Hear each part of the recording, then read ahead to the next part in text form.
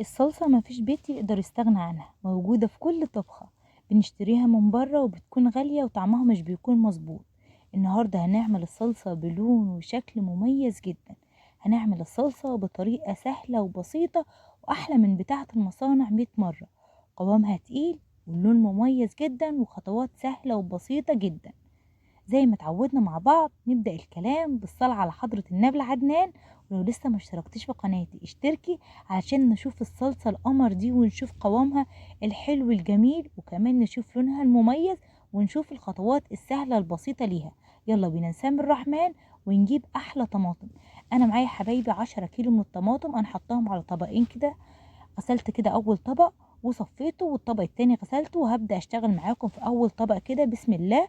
الطماطم بتاعتي لازم تكون طماطم حمراء ومتنقية على الفرازة كده، ما تكونش متعطبة أو ما تكونش طرية. هتقولي كده كده هنعملها صلصة، ده السر اللي بيخلي الصلصة بتاعتك طعمها مش حلو وكمان بتبوظ معاكي بسرعة. الصلصة لما تكون الطماطم بتاعتها صبحة وتكون الطماطم بتاعتها قاسية شوية مش طرية، بتقعد معايا مدة طويلة وكمان بيكون طعمها ولونها مميز جدا. بصوا كده ما شاء الله تبارك الرحمن لون الطماطم حلو ازاي، وكمان القلب بتاعها احمر كمان مش اخضر. الصلصة بتاعتنا النهاردة هنعمل فيها كام تركة تحافظ عليها تقعد معاكي من السنة للسنة. هتخزني كمية كبيرة جدا من الصلصة بطريقة سهلة وبسيطة جدا. هخلص كل الطماطم بنفس الشكل كده اللي انتوا شايفينه، هقطعها مربعة او اقطعيها مكعبات بأي شكل انت عايزاه. لو حبات الطماطم صغيرة هقطعها على 4، لو كمان لو حبات الطماطم كبيرة هقطعها على كذا قطعة كده. هقولك هنا على سر اللون وكمان اللي هيعلي القيمة الغذائية بتاعة الصلصة. انا معايا كده حبايبي حبايه من البنجر او الشمندر مقطعاها مكعبات كده صغيره. الصراحه دي كانت عندي في الفريزر، انا بحب احتفظ بالبنجر في الفريزر عشان بحتاجه في وصفات كتير وكمان بيديني اللون المناسب لاي وصفه انا عايزاها من غير مواد صناعيه ولا اي حاجه. على طول كده ارفع الطماطم بتاعتي على البوتاجاز. وكم خطوه مهمه لازم تعرفيهم. اول ما تحط الطماطم بتاعتك على البوتاجاز لازم تخلي النار تكون متوسطه مايله للهاديه كده، علشان ما تقوليش الطماطم فيها ميه كتير ومش محتاجه تقليب. لا، الطماطم لازم تكون على النار متوسطه او هاديه شويه. لو مثلا مشغوله بيه مشغوله بحاجه تاني يعني عن الطماطم، النار عندك لازم تكون متوسطه. هنا بقى حطيت الطماطم اول ما بدات تغلي طبعا عشان كميه كبيره. انا الحله اللي انا استخدمتها دي اكبر حله في الطقم بتاعي. هحط كده الطماطم وبعد كده 10 دقايق على نار متوسطة طبعا هبدأ أقلب الطماطم كده زي ما انتم ملاحظين. اللي من تحت كان بدأ يغلي واللي من فوق لسه. الكمية كبيرة، لو الكمية بتاعت الطماطم بتاعتك كبيرة جدا ممكن تعملي يا حبايبي تعمليها على حلتين. ما انت بقى تعملي 10 كيلو طماطم 15 كيلو طماطم حسب استخدامك. انا يا حبايبي حبيت اعمل معاكم الكمية دي بس. وعملنا عند ست الحبايب ما شاء الله تبارك الرحمن اكتر من 35 كيلو من الطماطم. كانت كمية كبيرة جدا دي يعني الاستخدام عيلة. لكن انا مثلا حبيت اعمل قدام التصوير 10 كيلو بس واقول لكم على طريقة التخزين بتاعتنا للطماطم. وبعد شوية رجعت لها تاني كده وبدأت اقلب فيها. كل شوية اقلب فيها واهم حاجة تغطي الحلة اللي انت هتعملي فيها الصلصة علشان ما تبهدلش البوتاجاز. يعني طول ما الحلة متغطية كده مفيش الطماطم هتطلع لبره ولا تفضفط لبره ولا اي حاجة ولا تبهدل البوتاجاز. بصوا كده بقلب كده على طول عشان لا قدر الله الحله ما تشطش مني. بصوا كده ما شاء الله الطماطم اول ما تبدا تدخل في التسويه هقولك على كام تركه كده تخلي بالك منهم كويس. بصوا كده ما شاء الله الطماطم بدات تستوي معايا، شايفين اللون حلو ازاي. اللون الطماطم كانت حلوه، كان لونها حلو جدا. وكمان حطينا عليها حبايه البنجر المتقطعه صغير ادتني لون جميل جدا للصلصه بتاعتي. شايفين كده ما شاء الله. هنشوف بقى الطماطم مع بعض استوت ولا لا، وهنشوف بقى هنبدأ نعمل فيها ايه وايه الخطوة اللي هتخلي الطماطم بتاعتك جميلة جدا. هنا يا حبايبي جبت كده حباية من الطماطم اشوفها استوت ولا لا. بصوا ما شاء الله الطماطم كانت استوت. هنا بقى لو عندك هاند بلندر او عندك خلاط او كبة تقدري تستخدميهم في انك تفرمي الطماطم ناعم كويس جدا. بس اهم حاجة تسيبي الطماطم تهدى، ما ينفعش ابدا تستخدمي الكبة او الهاند بلندر او الخلاط والطماطم سخنة عشان لا قدر الله ممكن الكبة او الخلاط يتحرقوا منك. بصوا كده يا حبايبي انا سبت الطماطم بتاعتي كده حوالي ربع ساعة هديت خالص كده. وبعد كده هرجع اضربها في الكبة معايا ما شاء الله. هضربها ناعم كويس. بصوا يعني اللون مميز جدا ما شاء الله تبارك الرحمن. لو وصلتوا لغايه هنا ما تنسوش تصلوا على حضره النبي، ولو لسه ما عملتيش لايك اعملي لايك عشان تفرحيني. بصوا كده ما شاء الله اللون حلو جدا. انت ممكن تعمليها في الكبه، تعمليها في الهاند بلندر، بس اهم حاجه الحاجه اللي هتستخدميها ما يكونش فيها ميه وتكون متصفيه وناشفه كويس جدا. وبعد كده نجيب حله تانية ونجيب كده المصفى بتاعتنا، بس يفضل تكون ناعمه شويه العيون بتاعتها، وتبداي تصفي فيها الصلصه.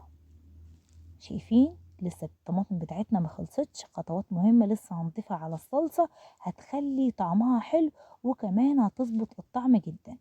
هبدأ كده اعمل الصلصة شوية بشوية زي ما انتوا شايفين، وابدأ اصفيها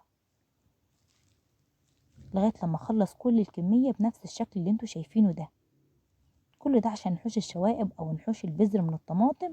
ولو حابة مثلا تستغني عن الخطوة دي، بس الصراحة بتخلي الصلصة بتاعتنا ناعمة جدا. بس اهم حاجة لازم تضربيها ناعم في الخلاط. يعني كل كمية الطماطم طلعت لي بس حبة القشر والبذر دول بس. شايفين ما شاء الله الطماطم بتاعتنا رجعت صافية خالص، ما فيهاش بذر ولا قشر.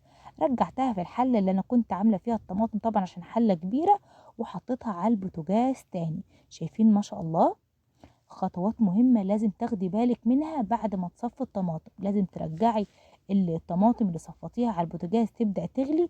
أول ما تبدأ تغلي كده هتطلع ريمة، لازم تحوشي الريمة دي علشان لا قدر الله ما تبوظلكش الطماطم وتخليها تعيش معاكي فترة طويلة. لازم أي حاجة كده تطلع ريمة لازم تاخديها على طول من على الوش. هفضل كل شوية اخد الريمة كده اللي بتطلعها الطماطم، ما خليش فيها ولا اي حبة ريم، وكمان كده اخلي الطماطم بتاعتي صافية جدا. بصوا ما شاء الله ده بعد ما احنا صفيناها، يعني بعد ما صفيناها وغلت. شايفين كده ما شاء الله تبارك الرحمن الطماطم بتاعتنا هترجع صافية خالص. شايفين اللون جميل ازاي؟ يعني لسه محطناش الخطوات بتاعتنا ولونها ما شاء الله تبارك الرحمن، وكمان لسه ما اتسبكتش ولسه ما قصرتش معايا. هسيبها بس 10 دقايق وبعد كده نرجع نضيف عليها اهم اضافات للطماطم بتاعتنا اللي هتخلي ليها طعم مميز وتخليها احسن من بتاعة بره. هنا بقى هنبدأ نضيف الإضافات بتاعتنا. شايفين كده ما شاء الله الطماطم أثرت معايا. عندي نص معلقة من الملح بس تكون كبيرة وعلى حسب كمية الطماطم اللي عندك. وبعد كده هبدأ أضيف 4 معالق كبار من السكر. والخطوة دي مهمة جدا. السكر من أهم المواد الحافظة اللي احنا بنخزنها سواء فاكهة أو خضار. وكمان السكر هنا مع الصلصة بيعادل الطعم، وكمان ياخد المزازة بتاعة الطماطم. الطماطم طبعا بتكون حادقة، بيخلي الطماطم تعادل الطعم. ومعلقة الملح برضو بتعادل الطعم جدا. ما تكتريش في الملح علشان ما تحدقش منك. معلقة بس صغيرة او نص معلقة او حسب كمية الطماطم. يعني دول 10 كيلو، حطيت لهم نص معلقة من الملح و4 معالق من السكر، واسيبهم يتسبكوا كويس. ما شاء الله تبارك الرحمن زي ما انتم شايفين الطماطم اثرت معايا خالص كده، او كميتها قلت. بصوا كده ما شاء الله وبدأت تقلت معايا خالص. شايفين الجمال؟ بصوا الطماطم تقلت ازاي، يعني لونها جميل جدا. ولو ملاحظين انا كنت مغطيه البوتاجاز بتاعي او مغطيه الحله على طول على البوتاجاز علشان ما تبهدلش الدنيا. وما شاء الله عدينا بسلام من الصلصه من غير ما نبهدل الدنيا خالص. غطي الحله بتاعتك على طول وسيبيها تهدى خالص، تبرد خالص خالص. وبعد ساعه اتنين، او لو عملت الصلصه من بالليل عبيها الصبح. ما ينفعش ابدا تعبي الصلصه هي سخنه. شايفين الجمال؟ بص الصلصه قوامها تقيل حلو ازاي، شايفين لونها جميل ازاي. خطواتنا سهلة وبسيطة.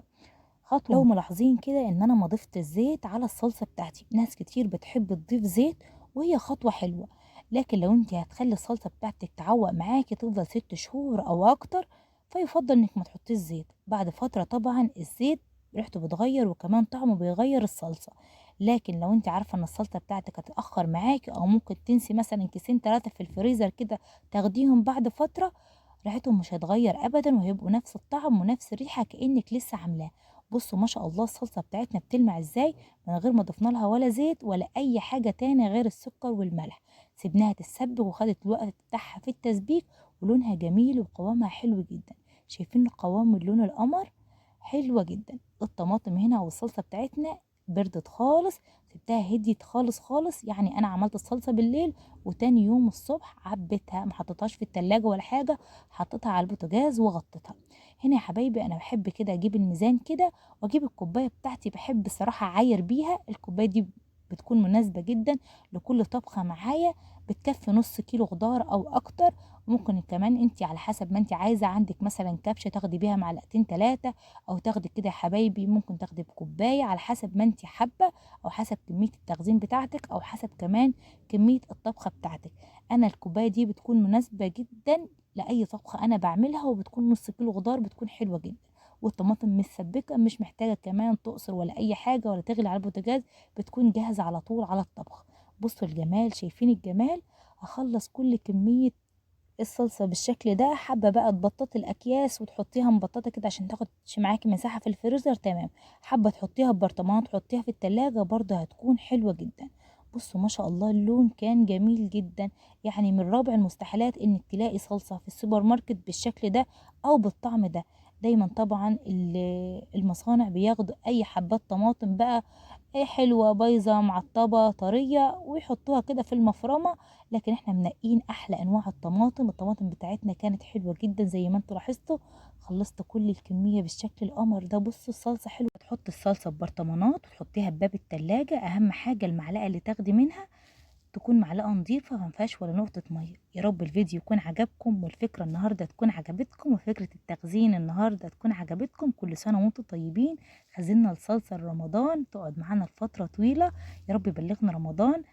كده اقدر لكم في اخر الكلام صلوا على حضرة النبي العدنان، واشتركوا في قناتي لو مش مشتركين، واعملوا لي لايك وسيبوا لي كومنت يفرحني، علشان اللايك بيرفع القناة والكومنت بيرفع معنوياتي.